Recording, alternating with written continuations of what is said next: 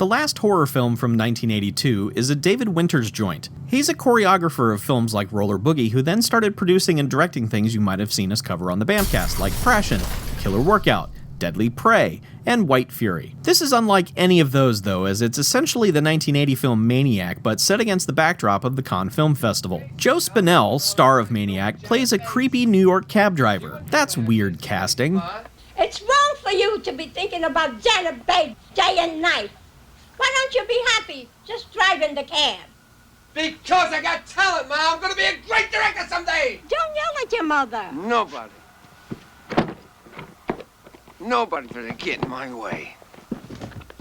He's an obsessed, insane person who is borderline stalking horror actress Jana Bates, played by Carolyn Monroe from The Spy Who Loved Me. Her hairstyle here is, well, it's something else, and now I'm wondering if there's any Cruella de Vil porn out there. After spending a few disgusting minutes with him at home in New York, we're off to France for the Cannes Film Festival, where it appears that shots are being stolen left and right, sometimes bemusing the actual people attending the festivities. They all think I'm a rich Texan. Wow, holy shit, look at this car. Jana Bates is in a movie called Scream, and it is all the rage at Cannes. In fact, horror movies are the shit at Cannes. Everyone loves them, and they're winning all the awards. It's the weirdest movie universe I've seen in quite a while. Yeah, I'd walk through that door, if you know what I mean. Now, someone is killing all the people associated with Jana. Is it her stalker? Probably not. That would be silly and obvious. So basically this movie has two bad guys, one lurking in the shadows and the other front and center being completely repulsive.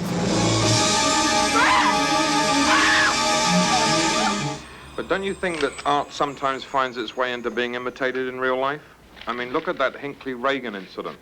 Oh hey, look, Robin Leach. The last horror film is similar in many ways, but ultimately a little better than Maniac. Just a little. The time to tits ratio here can't beat Sorceress, nothing can, but it is a still rather impressive 15 seconds. Also, the soundtrack for the film is surprisingly good. It's above and beyond the quality of the actual film itself, and I'll admit it's fascinating to have a weirdo look into the events of the Cannes Film Festival during this era. Some of it is staged, but a lot isn't, and that's one hell of a nifty time capsule. But what sinks this film and prevents me from being able to recommend it is its star, Joe Spinell. Look, I get that a lot of people were fond of this guy in the 70s and 80s, and nothing I'm about to say is a reflection on him personally, but in both Maniac and the last horror film, I just don't want to look at him. I suppose you could say he's effective in the role, but his plight of being weird and sweaty and creepy nonstop just doesn't interest me. It makes me want to look away. The last horror film also features just the biggest wet fart of an ending, which I realize this season now features as well. Sorry we couldn't go out on a high note, but I tried to get cute by selecting this based on the title alone, and well, now we're all paying the price. Sorry!